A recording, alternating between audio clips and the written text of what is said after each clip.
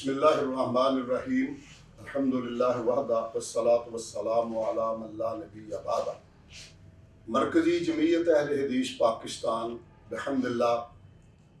ہر شعبہ زندگی میں اپنا کردار مؤثر انداز میں ادا کرنے کے لیے کوشاں ہے۔ جس طرح باقی شعبہ جات کو ہم فعال بنا رہے ہیں، اسی طرح شعبہ تحفظ ختم نبوت کو باضابطہ جماعتی دھارے میں لا کر اس پہ بھی ہم کام کرنا چاہتے ہیں۔ آج ہمارے پاس تشریف لانے والے میرے دائیں طرف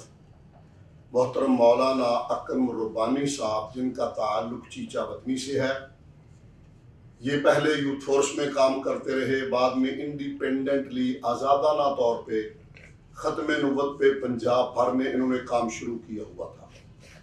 اب یہ باقاعدہ طور پر مرکزی جمعیت اہل حدیث میں شامل ہو کر اس کے دھارے میں آ کر یہ کام کریں گے، جس کے لیے ہم باقاعدہ اس شعبے کو قائم کریں گے انشاءاللہ، اور ان کی خدمات بھی اس شعبے میں ہم انشاءاللہ لیں گے۔ تو مولانا اکرم ربانی صاحب خود اب کچھ بیان کرتے ہیں، بات میں باقاعدہ شمولیت اس حوالے سے کام کرتے ہیں۔ اما بعد فاعوذ باللہ من الشیطان الرجیم ولکن رسول اللہ وخاتم النبیین۔ الحمدللہ 2019 اور 18 اور 20 جنرل سیکرٹری اہل حدیث یوتھ فورس ضلع ساہیوال کے طور پر اہل حدیث یوتھ فورس میں کام کیا، اور ساتھ ختم نبوت کے حوالے سے بھی کام کرتا رہا، جس میں الحمدللہ میں نے خطبات ختم نبوت کے حوالے سے کتاب لکھی، جس کی رونمائی کشمیر آزاد کشمیر میں محترم حافظ فیصل صاحب نے کی تھی۔ اور اس کے بعد 2021 4 فروری سے لے کر آج تک ختم نبوت فورم اہل حدیث پاکستان کے نام پر کام کیا ہے، اور پنجاب کے اکثر ضلعوں میں ہمارا الحمدللہ نیٹ ورک موجود ہے، کام ہو رہا ہے۔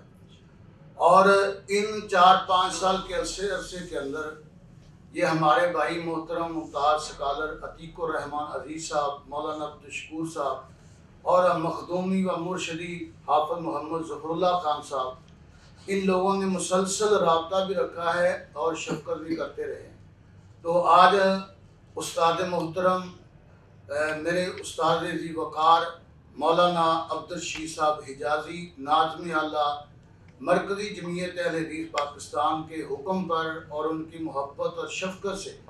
الحمدللہ میں مرکزی جمعیت اہل حدیث میں شمولیت کا اعلان کرتا ہوں، اور میرے امیر حافظ ڈاکٹر عبدالکریم حافظہ اللہ تعالیٰ میرے امیر ہیں آج کے بعد، اور ناظم اللہ استاد محترم،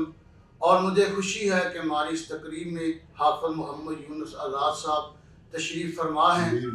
امیر مرکزی جمعیت اہل حدیث پنجاب۔ تو انشاءاللہ